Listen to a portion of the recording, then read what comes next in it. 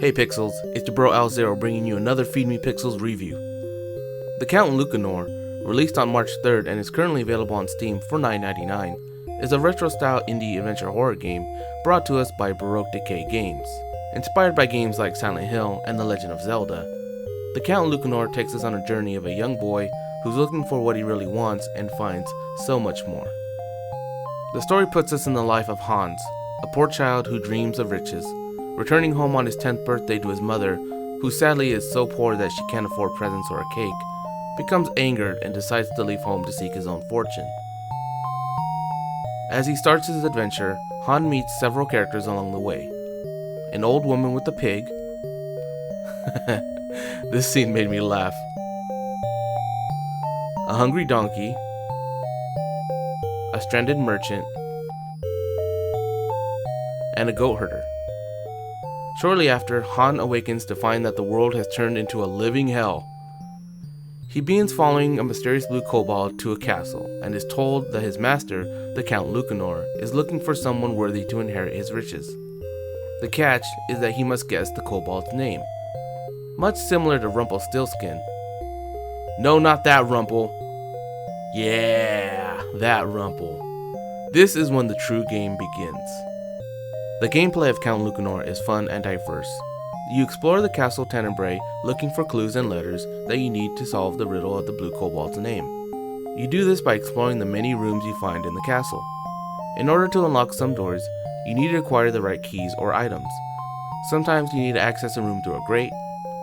Sometimes you need to backtrack to a room by finding an item needed in another room. Each room contains a chest that is acquired by figuring out puzzles and avoiding traps. The puzzles aren't too tough, it's avoiding the traps that can be a pain. Those damn fire tiles! Inside the main chest is a letter that you will need to figure out the true name of the kobold. There is a hub area where you meet people you've encountered who give you items and clues. You buy items and clues with gold coins that you find throughout the castle. The gold coins also act like Resident Evil's ink ribbons, spending 1 coin to the Raven in order to save your game.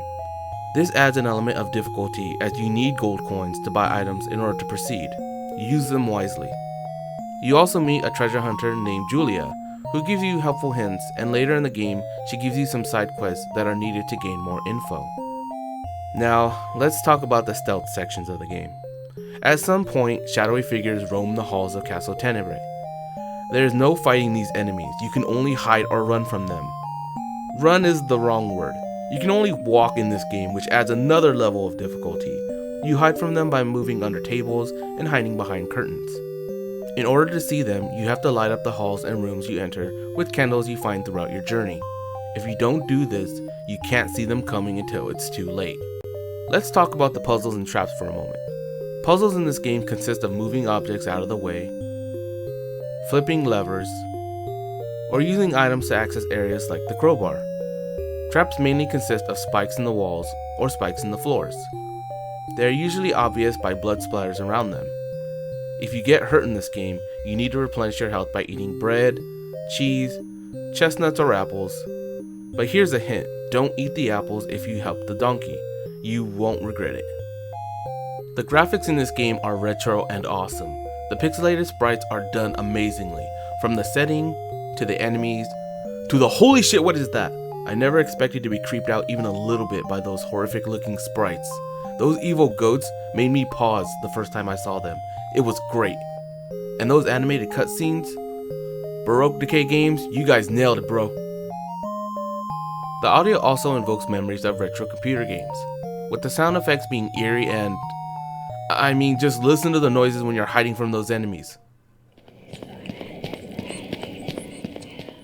Holy crap, that's unsettling. The sound design in this game was done perfect. The verdict. The Count Lucanor isn't a very long game. Taking me around 5 hours to complete, it never felt like it was dragging. I looked forward to exploring each room and finding out more about the castle and its history. I'm not going to spoil anything about the latter half of the game. I'm just going to say that I was glued to this game and determined to find out the truth and complete it all in one night.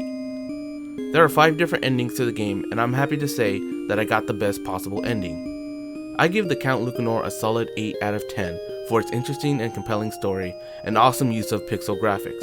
Take it from me, For $9.99, you get an amazing experience, one that I'm glad I took and felt closure when I finished.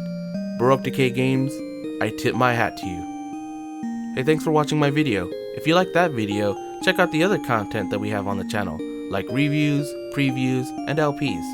And if you check out feedmepixels.com, you can see all the events going on in the community. And if you like me, you can check me out on my channel, Level Grind, where I play through all my LPs, and also my Twitch channel where I stream LPs live. I'm Alzero, and I will see you later.